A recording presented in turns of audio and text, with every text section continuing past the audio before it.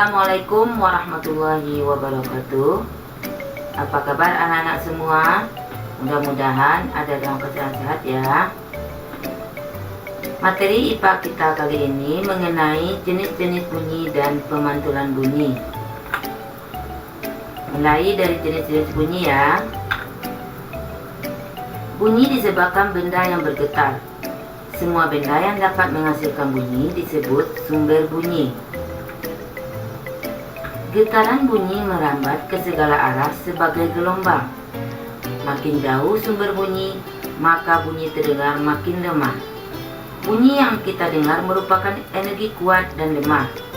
Bunyi kuat ditimbulkan oleh getaran yang kuat, sedangkan bunyi lemah oleh getaran yang lemah. Kuat lemah bunyi ditentukan oleh simpangan getaran. Satu kali gerak ke atas dan ke bawah disebut satu getaran. Adapun banyak getaran dalam satu detik disebut frekuensi. Bunyi dengan frekuensi teratur disebut nada. Bunyi dengan frekuensi tidak teratur disebut desah. Berdasarkan kuat lemahnya atau frekuensinya, bunyi dibedakan menjadi 3 jenis. Yang pertama, infrasonik. Kedua, audiosonik. Ketiga, ultrasonik. Mari kita perhatikan penjelasannya berikut ini ya, masing-masingnya. Yang pertama, infrasonik adalah bunyi yang sangat lemah. Jumlah getarannya kurang dari 20 getaran per detik. Kita tidak dapat mendengarkan bunyi ini. Hanya hewan-hewan tertentu yang dapat mendengarkan bunyi infrasonik, seperti contoh angsa dan gajah. Masih ada lagi contoh hewan yang bisa mendengarkan dengan infrasonik ya. Yang kedua, audiosonik adalah jenis bunyi yang dapat kita dengar atau manusia dengar. Jumlah getaran bunyinya berkisar antara 20 sampai 20.000 getaran per detik.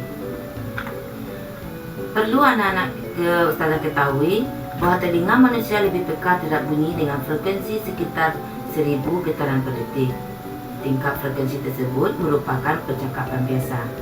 Ketika berbisik, suara kita mencapai 50 getaran per second, sedangkan ketika berteriak dapat mencapai 10.000 getaran per second.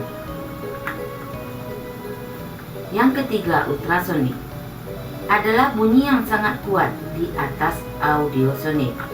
Jumlah getaran bunyinya lebih dari 20.000 getaran per detik. Bunyi ini juga tidak didengar oleh manusia.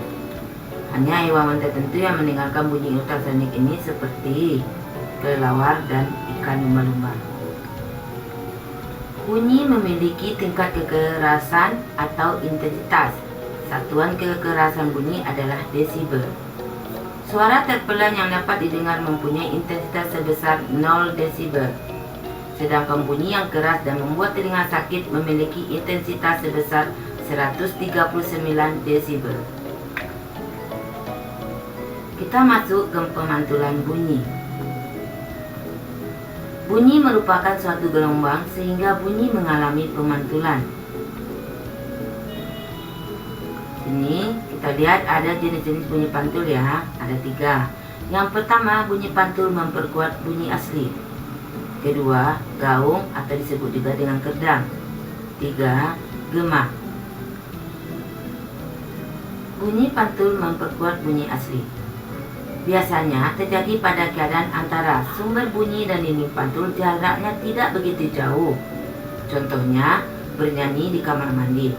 Suara akan terdengar jelas dan merdu karena berada di ruang yang kecil. Kedua, gaung atau kerdang adalah bunyi yang terdengar kurang jelas atau tidak jelas bunyi aslinya. Biasanya terjadi karena bunyi dipantulkan oleh dinding yang jaraknya tidak jauh dari sumber bunyi, antara 10 sampai 20 meter. Gaung dapat terjadi dalam gedung bioskop, gedung konser, dan gedung pertemuan. Gema adalah bunyi pantul yang terdengar setelah bunyi asli. Gema terjadi karena bunyi dipantulkan oleh dinding yang jaraknya jauh dari sumber bunyi. Hal itu menyebabkan datangnya bunyi pantul setelah bunyi asli selesai terucapkan. Gema terjadi bila sumber bunyi dan dinding pantul jaraknya jauh. Misalnya, kita berteriak di tebing, seolah-olah ada yang menirukan suara kita. Gema sering terjadi di gua, lembah, bukit yang jaraknya jauh, dan permukaannya keras dan rapat. Nah, anak-anak, itulah materi IPA kita kali ini. Semoga apa yang saya sampaikan dapat bermanfaat. Terima kasih. Assalamualaikum warahmatullahi wabarakatuh.